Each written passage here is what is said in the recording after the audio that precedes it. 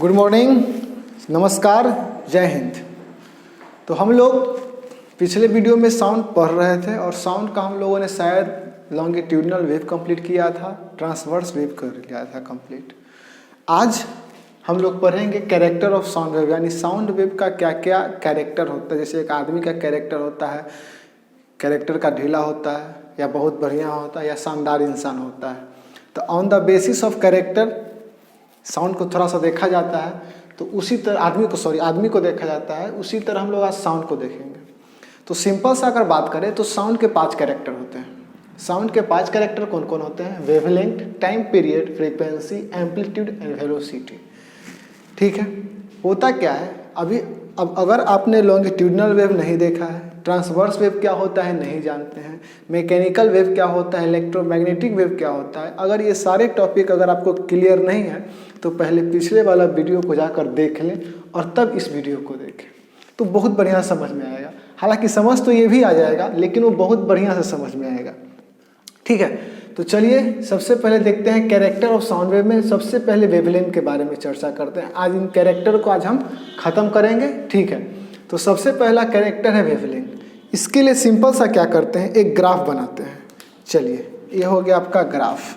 सबसे पहले हम आप लोगों को बताए थे कि जो साउंड होता है वो एक लॉन्गिट्यूडिनल वेव होता है।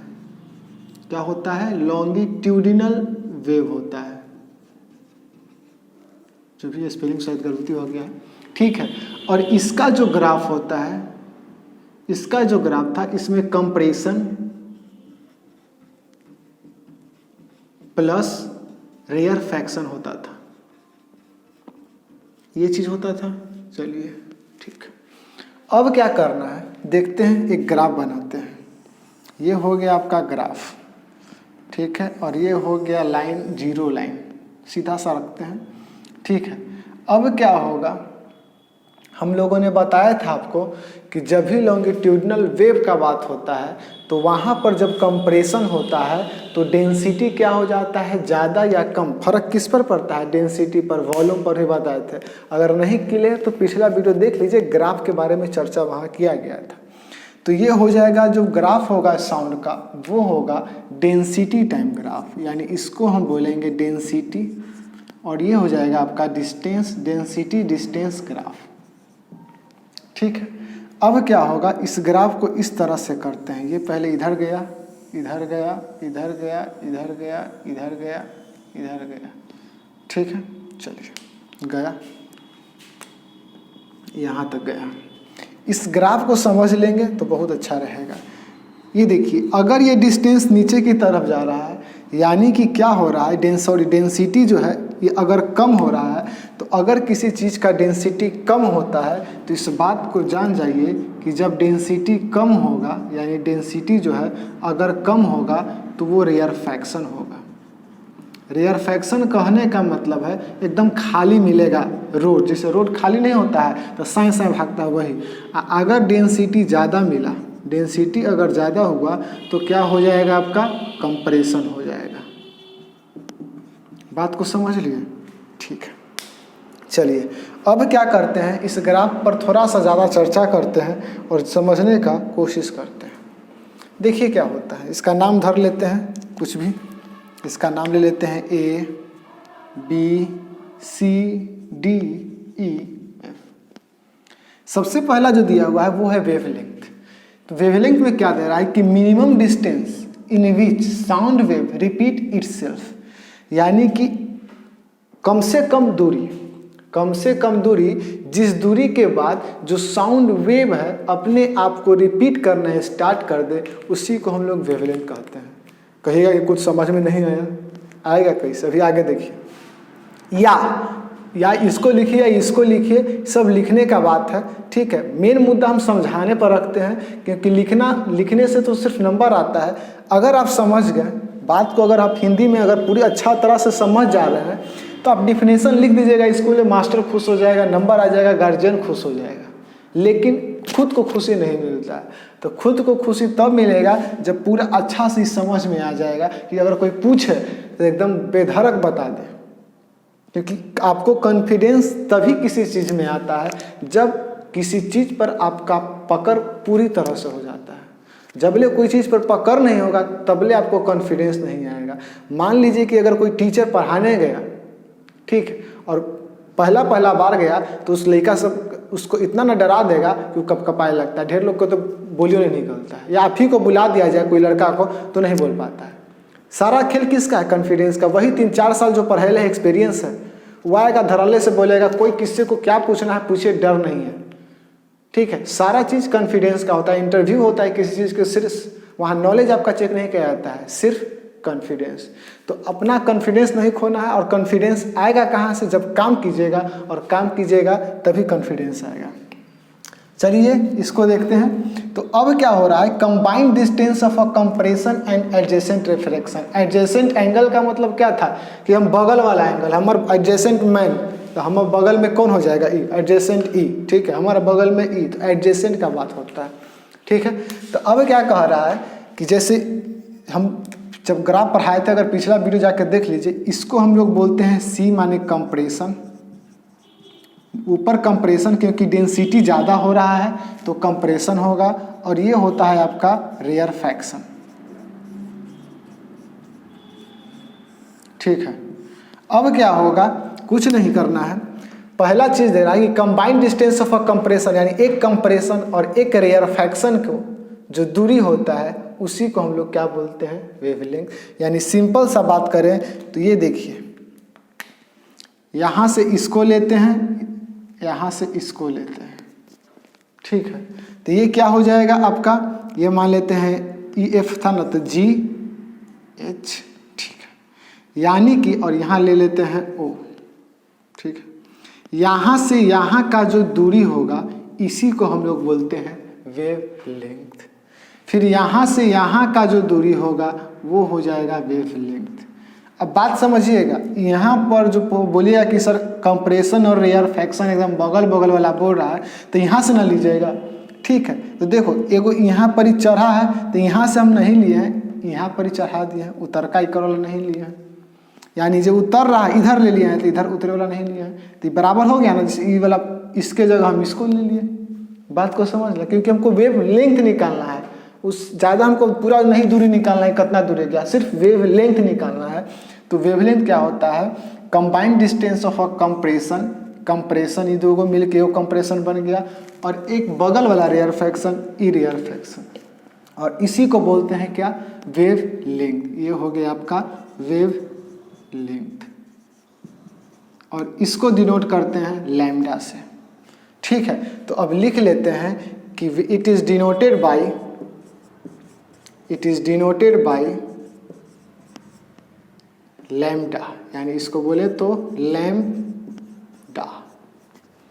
दूसरा चीज, लैम्डा जो होगा वो किसके बराबर होगा? ये हो जाएगा जीओ प्लस ओ एच। जीओ प्लस ओ एच क्या हो रहा है आपका? लैम्डा। यानी जीओ प्लस ओ एच जो हो रहा है वो आपका लैम्डा के बराबर होगा। ठीक है, तो अब एक चीज़ ये देखिए कि जब ये लैम्डा के बराबर हो रहा है तो इतना दूरी जो होगा, यहाँ से यहाँ तक का जो दूरी होगा, यहाँ से यहाँ तक, ये हो जाएगा लैम्डा बाई 2, और यहाँ से यहाँ का जो दूरी हो जाएगा वो हो जाएगा लैम्डा बाई 2। और लैम्डा बाई 2 और लैम्डा बाई 2 जब जुटेगा तो क्या बन जाएगा? लैम्डा। तो इसका वैल्यू क्या रहा होगा? लैम्डा बाई 2, और इसका वैल्यू लैम्डा बाई 2, और ये हो गया लैम्डा। तो ये देखो सोल्व करेंगे तो 2 लैम्डा बाई 2, और ये लैम्डा कट के LHS is equal to RHS आ गया। यानी कि एक आधा कंप्रेशन और आधा रेयरफैक्शन का जो वैल्यू होता है वो वेवलेंथ के आधा होता है। ठीक है, और आधा कंप्रेशन और आधा रेयरफैक्शन का जो वैल्यू होगा ये होगा, और एक कंप्रेशन और एक रेयरफैक्शन का जो वैल्यू होगा वो लैम्डा के बराबर होगा। और वो लैम्डा क्या होगा? वही होगा एक एडजेसेंट रेयरफैक्शन और कंप्रेशन का जो दूरी होता है उसी को हम लोग बोलते हैं लैम्डा। और लैम्डा क्या होता है? वेवलेंथ होता है। कुल मिला के समझ में आया? सिंपल सा समरी देते हैं कि कंप्रेशन और रेयरफैक्शन के बीच में जो दूरी होता है या उसका लंबाई होता है उसी को बोलते हैं वेवलेंथ, और इसको डिनोट किया जाता है लैम्डा से। ठीक है, आधा कंप्रेशन आधा रेयरफैक्शन λ/2 होगा और आधा कंप्रेशन आधा रेयरफैक्शन λ/2 होगा। यही था कुल मिला के, ठीक है। ये हो गया आपका वेवलेंथ, ये चीज़ यहाँ पर हम समझा दिए। अब इसको मिटाते हैं, तो पहला आपका हो गया कंप्लीट वेवलेंथ खत्म, ठीक है। दूसरा समझते हैं time period.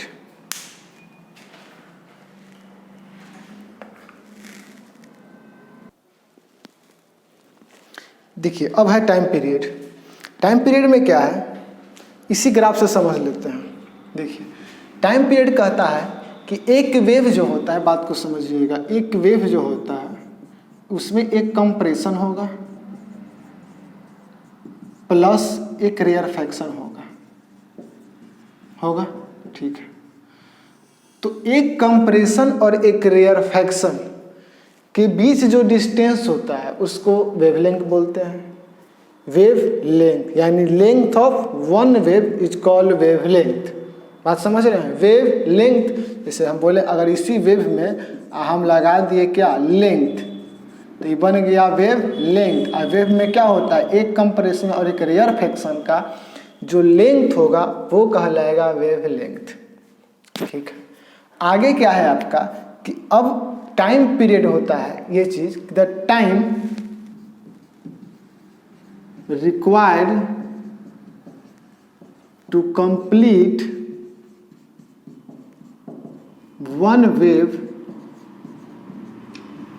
Is called time period. यानी एक वेव को कंप्लीट होने में जो टाइम लगेगा उसको हम लोग बोलते हैं टाइम पीरियड। यानी एक कंप्रेशन और एक रेयरफैक्शन को होने में जो टाइम लगेगा, मान लो 200 सेकेंड कहने लगे, 20 सेकेंड कहने लगे, 50 सेकेंड कहने लगे, 60 सेकेंड कहने लगे, एक कंप्रेशन और एक एडजेसेंट रेयरफैक्शन को होने में जो टाइम लगेगा वही उसका क्या कहलाता है, टाइम पीरियड। तो मान लीजिए कि यहाँ से यहाँ होने में इसको 10 सेकेंड का टाइम लग रहा है, तो इसका टाइम पीरियड क्या हो गया, 10 सेकेंड। टाइम पीरियड हो गया 10 सेकेंड, ठीक है। वेवलेंथ क्या हो गया, लैम्डा। बात को समझ रहे हैं? चलिए अब आते हैं एम्पलीट्यूड पर। तीसरा जो कैरेक्टर है वो है आपका एम्पलीट्यूड।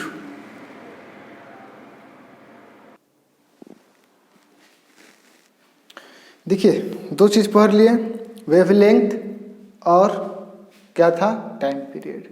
5 कैरेक्टर था, तीसरा कैरेक्टर पर आते हैं। तीसरा कैरेक्टर क्या है कि maximum displacement of the particles of the medium from their original undisturbed position when a wave passes through a medium is called amplitude. कुछ नहीं बुझाया, एकदम नील बट्टे सन्नाटा, ठीक है। समझते हैं, उसको लिख लीजिए। हम समझा देते हैं सिंपल सा, एकदम ज़्यादा दिमाग खराब करना ही नहीं है, एकदम सिंपल सा लॉजिक है कि ये जो डिस्टेंस देख रहे हैं ना, ठीक है, इसी को बोलते हैं एम्पलीट्यूड। वही चीज बोल रहा है, देखिए the maximum displacement of the particles of the medium from their original undisturbed position, यानी अनडिस्टर्ब पोजीशन ही है ये लड़का लेने में, और यहाँ से कितना मैक्सिमम डिस्प्लेसमेंट हो रहा है, ऊपर की तरफ या नीचे की तरफ। ये होना चाहिए था इक्वल ग्राफ थोड़ा सा खराब बन गया, कोई बात नहीं। ये वाला जो ये होगा, ये जो वैल्यू है ये वाला या ये वाला, ये सब इक्वल होगा, ठीक है। और इसी को बोलते हैं क्या, एम्पलीट्यूड। यानी the maximum displacement of the particles of the medium from their original undisturbed position, यानी अनडिस्टर्ब पोजीशन से जब उनका मैक्सिमम जो डिस्प्लेसमेंट होगा, यानी इसके हम नाम ले लेते हैं के हो गया। यानी जो जीके जो है, जीके क्या हो गया इसका, एम्पलीट्यूड। बात को समझ गए? वो ई वाला का हो गया एम्पलीट्यूड, ई वाला एम्पलीट्यूड, ई एम्पलीट्यूड, ई एम्पलीट्यूड। समझ रहे हैं ना? देखिए ऐसे गया ऐसे गया, ये ग्राफ हो गया, ये हो गया वेवलेंथ लैम्डा। इसको कंप्लीट होने में जो टाइम लगेगा वो हो गया आपका टाइम पीरियड। ई जो डिस्टेंस हो गया, ई वाला जो डिस्टेंस हो गया, ये हो गया एम्पलीट्यूड। यानी कि मैक्सिमम कितना ऊंचा जाएगा या कितना नीचे जाएगा, वही उसका क्या होता है, एम्पलीट्यूड होता है। कुल मिला के बात समझ गए होंगे। चलिए, यही था इसका एक एम्पलीट्यूड।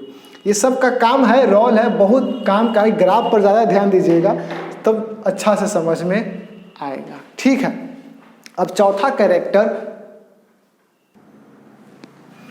देखिए, चौथा है फ्रीक्वेंसी। फ्रीक्वेंसी का बात करते हैं थोड़ा सा। हम लोगों ने वेवलेंथ पढ़ लिया, टाइम पीरियड पढ़ लिया और क्या पढ़ लिया, वेवलेंथ, टाइम पीरियड, एम्पलीट्यूड पढ़ लिया, तीनों चीज़ पढ़ लिया। अब है फ्रीक्वेंसी। फ्रीक्वेंसी कहने का मतलब ये है, इंग्लिश को देख लीजिएगा बाद में, पहले मेरा बात समझ लीजिए। फ्रीक्वेंसी कहने का मतलब सिंपल सा ये होता है कि एक सेकेंड में, मैथ में भी ये टर्म यूज होगा कि एक सेकेंड में कोई घटना कई बारी हो रहा है, यानी एक सेकेंड में कोई भी घटना कई बार हो रहा है, वही उसका क्या कहलाता है, फ्रीक्वेंसी। बात को समझ गए, यानी एक सेकेंड में कोई घटना कई बार हो रहा है, उसी को हम लोग बोलते हैं फ्रीक्वेंसी। अब बात को समझिए, इस the number of waves produce in 1 second is called frequency. एक सेकेंड में घटना कई बार हो रहा है। अब यहाँ घटना कौन है, घटना है यहाँ वेव, यानी वेव ही ना चल रहा है इस तरह से। तो एक सेकेंड में कई गो वेव बनाई सन, 20 गो 30 गो, उसी को बोलते हैं फ्रीक्वेंसी। इसका एसआई यूनिट क्या होता है, तो इसका एसआई यूनिट होता है आपका हर्ट्ज। एसआई यूनिट क्या होता है इसका, हर्ट्ज होता है।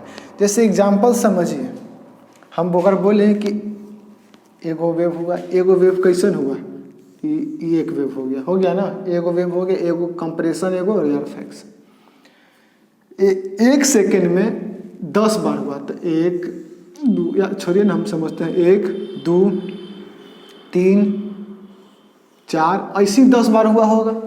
जैसे एक वेव, दूसरा वेव, तीसरा वेव, चौथा वेव, ऐसी 10 बार हुआ होगा।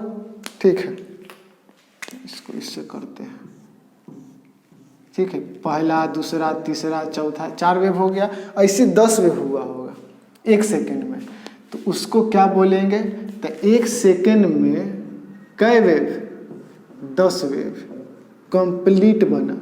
तो अब इसका जो फ्रीक्वेंसी हो जाएगा 10 हर्ट्ज हो जाएगा। यानी कि 10 हर्ट्ज, आपसे अगर कोई बोल रहा है कि इसका फ्रीक्वेंसी 20 हर्ट्ज है या 24 हर्ट्ज है, तो उसका कहने का मतलब ये होता है कि एक सेकेंड में वो बॉडी जो है वहाँ से कितना वेव उसमें कंप्लीट वेव प्रोड्यूस हो रहा है, 24 को।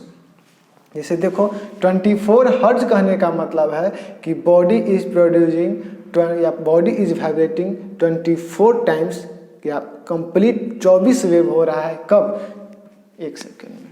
यानी एक सेकेंड में कितना वेव हो रहा है, 24 वेव हो रहा है कंप्लीट। बात को समझ गए। तो हम लोगों ने 4 चीज़ देखा। पहला वेवलेंथ देखा, कंप्रेशन और रेयरफैक्शन के बीच के दूरी को क्या बोलते हैं, वेवलेंथ। दूसरा टाइम पीरियड, यानी एक वेव को कंप्लीट होने में जो टाइम लगेगा वो उसका टाइम पीरियड। जो तीसरा था वो था एम्पलीट्यूड, यानी जो मैक्सिमम डिस्टेंस जो होगा कंप्रेशन और रेयरफैक्शन में, वो होगा उसका एम्पलीट्यूड। और चौथा जो है वो है फ्रीक्वेंसी, यानी एक सेकेंड में कोई घटना कई बार हो रहा है, उसी को हम लोग बोलते हैं फ्रीक्वेंसी। यानी एक सेकेंड में कितना वेव प्रोड्यूस होगा, 24 वेव प्रोड्यूस हो रहा है एक सेकेंड में, यानी 24 हर्ट्ज। 100 हर्ट्ज यानी कि 100 गो वेव कंप्लीट हो रहा है एक सेकेंड में। बात को समझ गए। ये कुल मिला के यही चीज़ कह रहा है कि what is the character of sound wave. तो हम लोगों ने 4 गो साउंड वेव का कैरेक्टर पढ़ लिया। अब बचल है एगो, वो है 5वां नंबर है आपका वेलोसिटी। 5वां नंबर आपका वेलोसिटी है। ठीक है, तो वेलोसिटी में कुछ होता नहीं है, सिंपल सा। पहले इसको थोड़ा सा नोट कर लीजिए।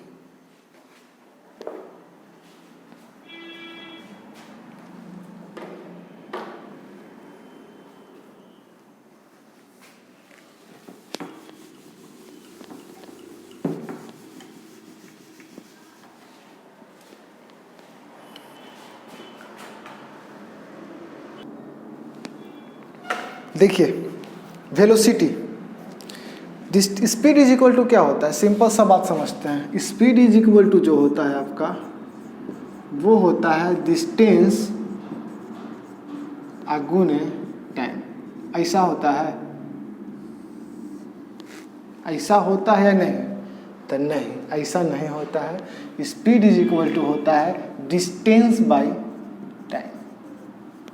ठीक है, अब समझिएगा, अगर मान लेते हैं सिंपल सा कह रहा है कि वेलोसिटी कह रहा है कि वेव के द्वारा distance travel by wave 1 second में, ठीक है, 1 सेकेंड में जितना वेव कंप्लीट हुआ उसका जो दूरी होगा वही उसका स्पीड हो जाएगा। कहिएगा कुछ समझ में नहीं आया सर, तो समझिए, देखिए ग्राफ। मान लीजिए 1 सेकेंड में 4 वेव कंप्लीट हुआ या 2 वेव कंप्लीट हुआ, ठीक है। 1 सेकेंड में यहाँ हुआ 1 और 2 वेव कंप्लीट हुआ, ठीक है। यहाँ से यहाँ है 4 और यहाँ से यहाँ 4, इसका वेवलेंथ क्या हो गया? 4। वेवलेंथ हो गया आपका 4 और जो टाइम लगा इसको वो लगा, यानी वेवलेंथ 4 + 4 कितना हो गया? वेवलेंथ हो गया आपका 4। टोटल डिस्टेंस कितना हो गया? तो टोटल डिस्टेंस चला आप कितना? 4 + 4 8 और टाइम इसको कितना लगा? 1 सेकेंड, यानी 1 सेकेंड में 8 मीटर ही चला।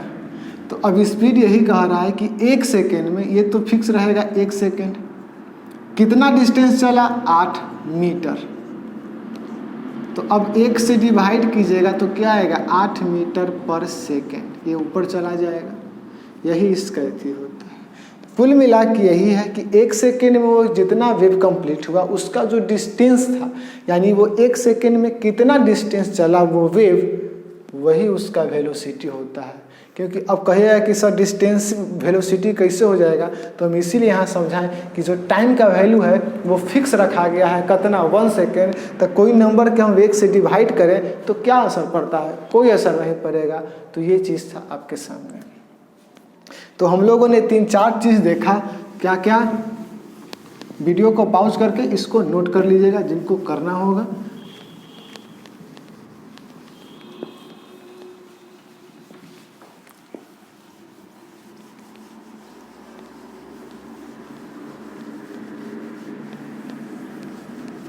हम लोगों ने कैरेक्टर में पहला पढ़ा वेवलेंथ। वेवलेंथ के बारे में लैम्डा इसका अथी होता है, एक वेव कितना कंप्लीट हुआ, यानी एक एडजेसेंट और एक रेयरफैक्शन के बीच जो दूरी होता है उसको वेवलेंथ बोलते हैं। दूसरा पढ़ा एम्पलीट्यूड।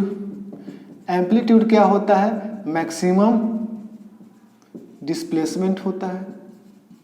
शॉर्ट समरी दे रहे हैं एक तरह से, यानी इस तरफ से जितना, यानी इस दूरी को क्या बोलेंगे? एम्पलीट्यूड बोलेंगे। तीसरा जो है, तीसरा हम लोगों ने पढ़ा time period,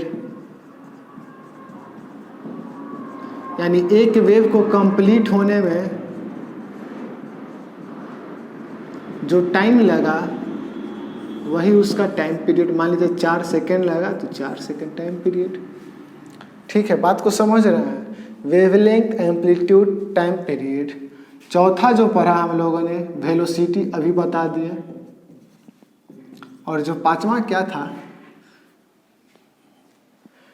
wavelength, amplitude, time period, velocity और फ्रीक्वेंसी। ठीक है, फ्रीक्वेंसी मतलब 1 सेकेंड में कितना वेव हुआ कंप्लीट वेव कितना प्रोड्यूस हुआ, वही उसका क्या कहलाता है? फ्रीक्वेंसी। ठीक है, और यही इसका जो दूरी होगा वो क्या कहलाता है? वेलोसिटी। तो कुल मिला के हम लोगों ने पूरा कैरेक्टर पढ़ लिया है। इसके बाद थोड़ा सा छोटा टॉपिक है और न्यूमेरिकल है, तो कल के क्लास में हम लोगों में न्यूमेरिकल देखेंगे। न्यूमेरिकल के साथ साथ कुछ रिलेशन देखेंगे, वेलोसिटी और टाइम पीरियड के बीच में क्या रिलेशन होता है। उसके बाद थोड़ा सा प्रोडक्शन ऑफ साउंड देखेंगे, फिर पिच देखेंगे। बहुत मतलब चैप्टर लंबा है और मज़ा आएगा पढ़ने में। तो कुल मिला के ये चीज़ आपका हो गया है, कैरेक्टर हो गया है। हम लोगों ने साउंड क्या होता है ये पढ़ा, लॉन्गिट्यूडनल वेव पढ़ा, ट्रांसवर्स वेव पढ़ा, कैरेक्टर ऑफ साउंड वेव पढ़ लिए। ठीक है। इसके बाद हम लोग कुछ न्यूमेरिकल करेंगे कल के क्लास में। न्यूमेरिकल करने के बाद ठीक है हम लोग जानेंगे कि वाइब्रेट कैसे होता है, क्या होता है। 3-4 तरह का अगर आ गया तो कैसे करना है, जैसे एगो लड़की गा रही है एगो लड़का गा रहा है, दोनों का सेम आवाज़ है तो पता कैसे चलेगा। ये सारा चीज़ आपको तो मालूम है कि पता चलेगा कैसे, लेकिन क्या होगा कैसे होगा ये सारा चीज़ बहुत इंटरेस्टिंग चैप्टर है। ठीक है, तो इस वीडियो को देख लीजिए और इसका नोट्स बनाते रहिएगा। करना कुछ नहीं है, बस कंटिन्यूटी बनाए रखना है। ठीक है, और हमेशा पढ़ाई के मोड में ही रहिए, क्योंकि देखिए अगर पढ़ाई छोड़ दीजिएगा, क्योंकि अगर आपने एक दिन पढ़ना कम कर दिया यानी एक दिन पढ़ना छोड़ दिया तो उसके बाद आपको अगला दिन भी पढ़ने का मन नहीं करेगा, उसके अगला दिन भी पढ़ना मन करेगा, पढ़ाई से मन भागने लग जाए। इसी पढ़े बैठिएगा नींद आएगा, माथा में दर्द हो जाएगा, बाथरूम लग जाएगा, प्यास लग जाएगा, मतलब जितना दुनिया के टेंशन है सब आपको हो जाएगा। आप सोचिएगा कि चलिए तो बगल में मोइलवा रखल है, मोइलवे से सिनेमा देख लेते हैं। यानी एक बात समझ लीजिए कि जौन चीज़ में या जिस चीज़ में आपको ज़्यादा मज़ा आया है उस चीज़ आपको लेके डूबेगा। ठीक है, प्यार मोहब्बत में मज़ा आएगा लेके डूब जाएगा। हाँ, एक दो एक्सेप्शन होता है जरा किस्मत वाला मिल जाता है, लेकिन ठीक है। तो स्टे फोकस, पढ़ते रहिए, समझते रहिए। जय हिंद, जय भारत।